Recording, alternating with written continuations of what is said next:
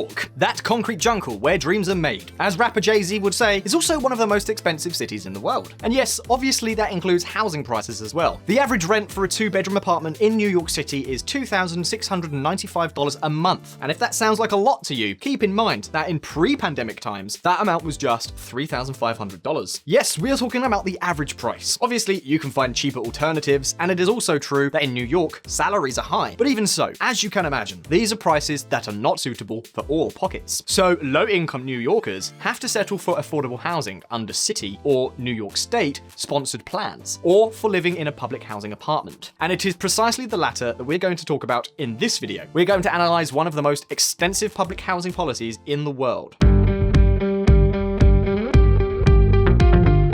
The first thing that we have to do is to be clear about the difference between affordable housing and public housing. The first, affordable housing, is that which is subject to a program of subsidies or tax breaks aimed at reducing the price of rents that are usually in private housing developments. The second, public housing, is a type of housing built, managed, and maintained entirely by public administrations. That is, housing in which, for example, if the boiler breaks down or the elevator breaks down, a public worker is in charge of managing the incident and solving the problem. And it is in New York, precisely where the largest public housing administration in North America is located, the New York City Housing Authority, better known under its acronym NYCHA. For the rest of the video, we'll refer to it as NYCHA.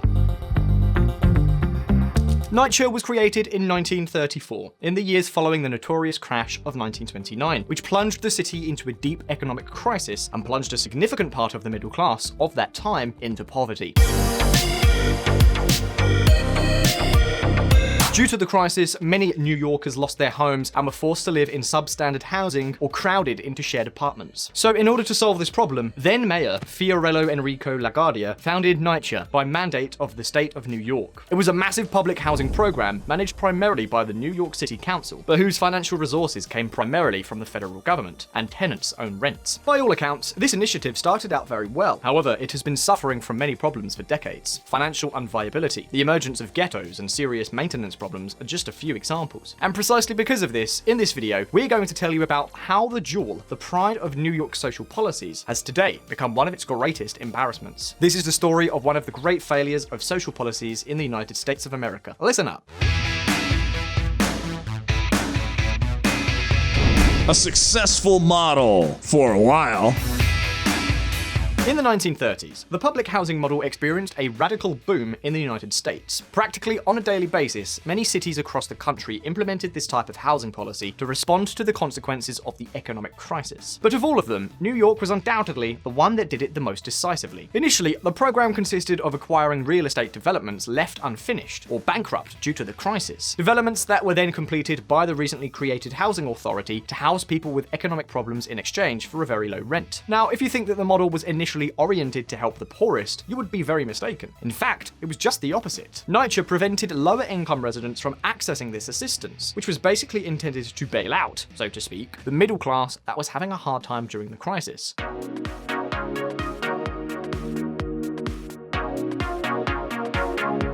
Then later, during the 1950s and 1960s, a literal list of moral factors was established that thoroughly excluded the poorest and most vulnerable. For example, people with irregular jobs in their employment history, mental problems, alcoholism, single mothers, or even people with a lack of furniture could not reside in this type of housing. It was believed that these exclusionary factors would preserve the safety, health, and morale of these new communities. Remember that we're talking about a country and a time where classism and racism were still the order of the day. Thus, in practice, for the first few decades of NYCHA's operation, its promotions were filled with white residents. Racial minorities were excluded.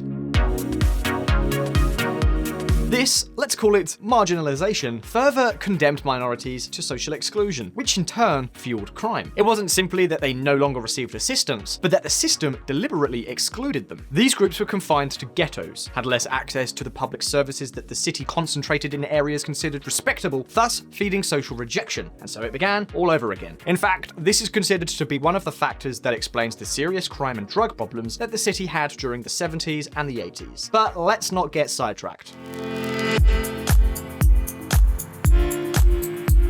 The outcome was, like it or not, excluding all those people made living in NYCHA housing somewhat desirable. After all, we're talking about residential complexes that, in many cases, had better living conditions than many private middle-class homes. Remember that we're talking about new housing, and that they also had community services, such as their own maintenance services, first aid, stores, schools, and security services. They even had gardens and private parking areas, something rare at that time.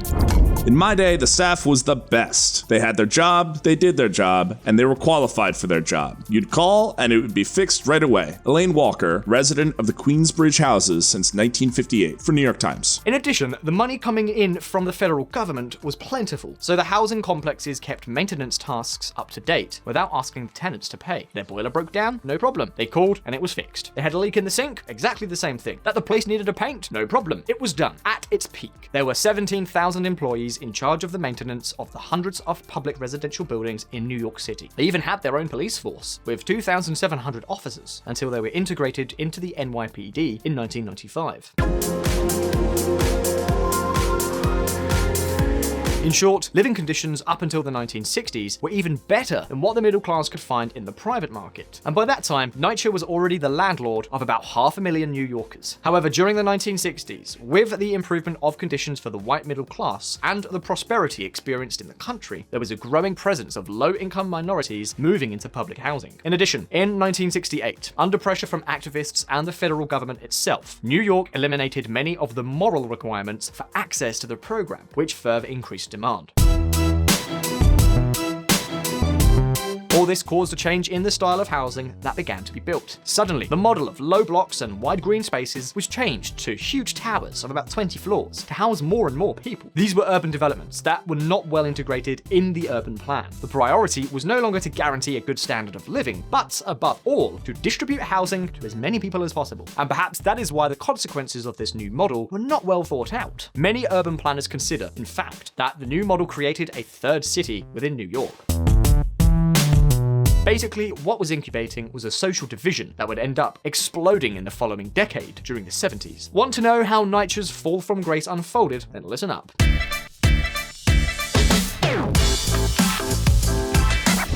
The turning point. The 1970s was a turning point, a decade of many changes in New York's public residential developments. The newer public housing neighborhoods had no commercial premises or space to set up businesses, and thus quickly became isolated from the dynamics of the rest of the city. This added to the marginalization and exclusion suffered by the Afro-American community, quickly turning the 9 public housing units into dangerous ghettos where crime and vandalism were rampant. Let's just say that many people were given housing, but not a way of life or an alternative source of income beyond social service benefits. Nor were cultural differences studied or plans established to favor the inclusion of people with more problems. Not at all. What was done was to mix all kinds of people, usually black, with very different socioeconomic and personal circumstances in huge blocks isolated from the city. It was the perfect breeding ground for a lot of problems. An example, these neighborhoods were the hardest hit by the crack epidemic of the 1980s, a period which many residents used their homes as a point of sale and consumption of narcotics. But that is not all. Along with the changes in public policy orientation, there was another determining factor in the progressive abandonment of New York public housing. In 1978, the Housing and Community Development Act, also known as Section 8, was passed, creating the Housing Choice Voucher Program. In theory, this program implied a policy change, whereby the model of public housing built, managed, and maintained by public administrations began to be replaced by subsidized housing in the private market. A perhaps more efficient, cheaper, and fairer model, but which, of course, meant a savage cut in federal funding for NYCHA, which was considered an obsolete and decaying model. This quickly translated into a serious lack of maintenance of New York's public housing and buildings. To give you an idea, a large percentage of NYCHA's 2,462 buildings are currently in a third world state of disrepair. Leaky roofs when it rains, constant breakdowns in the old boilers in the middle of winter, broken windows that take weeks or months to repair, kitchens that don't work, destroyed communal areas. The situation is so dramatic that to this day, living conditions in many of the NYCHA buildings are very harsh. Recently, we didn't have hot water for 3 days, so you couldn't take a bath or shower. Miriam Booth, resident of the Astoria houses in Queens since 1996, for New York Times. And remember that we're talking about a city where temperatures can drop to an average of -10 degrees Celsius in winter. The problem is that the lack of federal funding does not appear likely to be reversed. And I say problem because NYCHA is estimated to need at least $31.8 billion in repairs, which is a bill that keeps growing. In fact, it is estimated that by 2027, 90% of NYCHA's housing units will have reached a point where it is cheaper to demolish and rebuild them than to repair them. Yes, New York's public housing system ended up condemning thousands and thousands of people to a life of near marginalization surrounded by crime, drugs, exclusion, and deprivation of all kinds. This is one of those cases in which an apparent gift ended up becoming a poisoned gift. And of course, the question that comes up is, so what's the solution? Well, listen up. Can NYCHA be saved? Even with all these issues, and thinking about the future, the New York Housing Authority has two great strengths. It has no debts, and it has an enormous asset list. We are talking about 2,462 buildings and more than 10 kilometers squared of land in a city where, believe me, land is very expensive. However, it also has two major weaknesses: the lack of maintenance and abandonment of the properties, which we have already mentioned, and a chronic shortage of income. You see, the income from rents and fees from tenants, who pay an average of about $484 a month in rent, only covers 1/3 of NYCHA's expenses. The rest has to be subsidized. In addition, there is also a significant problem of non-payments. 30% of the monthly payments are not paid. Right now, the biggest problem for the city is the more than $30 billion that needs to be invested in buildings that are falling apart. And the question is there an alternative? Well, the current mayor, Bill de Blasio, thinks so. You see, de Blasio has pushed a 10-year plan called Next Generation with 3 goals. Firstly, to repair the most serious maintenance deficiencies. Secondly, to reduce the imbalances between income and expenditure. And finally, to strengthen the housing voucher model promoted by Section 8. To achieve the former, de Blasio has opened NYCHA to public-private partnerships under the federal RAD program, so that some of the developments are becoming privately managed. In other words, management and maintenance have begun to be outsourced, and so far, the results don't look bad at all. There are now almost 15,000 privately operated public apartments in New York, about 9% of the total. And remember that this is only the beginning, because the idea of the plan is that there will end up being 62,000 homes under this system, 1/3 of the total. But how will this new model work? Well, one or several private companies will be in charge of managing and maintaining the housing complexes transferred by NYCHA, which of course will continue to own them. However, tenants will no longer pay their rent to the municipal authority, but to private companies, which will have to comply with the rent cost limit set by law for subsidized housing. In addition, tenants who were already under the previous model will not be able to be evicted from their homes. And what do they get in return? Well, this outsourcing is allowing the comprehensive renovation of entire developments without increasing public spending. And so far, it seems that tenants under this new system are already beginning to notice it.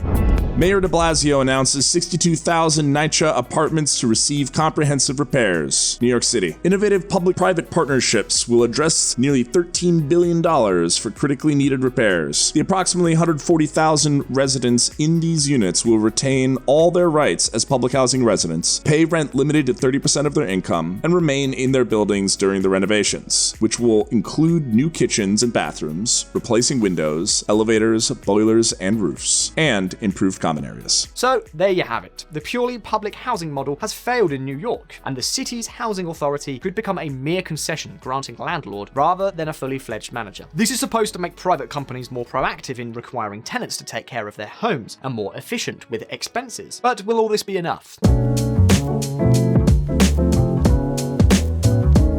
It certainly doesn't seem like a simple task, but it could be a good way to start making a difference. Think about it for a moment. Living in an abandoned and very run-down environment becomes a hotbed of problems. That's exactly what the evidence and the experiments that have been done seem to say. So at least, from that point of view, it looks like good news. A first step, or rather a second. The first was to acknowledge the failure of the program. In any case, what is clear is that good intentions do not always translate into good policies. It pays to be wary. So what do you think is the best way to reduce social exclusion among the most disadvantaged sectors of the urban population? Leave us your answers below, and if you found this video interesting, don't forget to let us know by hitting the like button. Best regards, and I'll see you next time. And if you want to learn more about politics and hear even more of my lovely voice, you can join us at Reconsider Media. We have a podcast at reconsidermedia.com/podcast. See you there.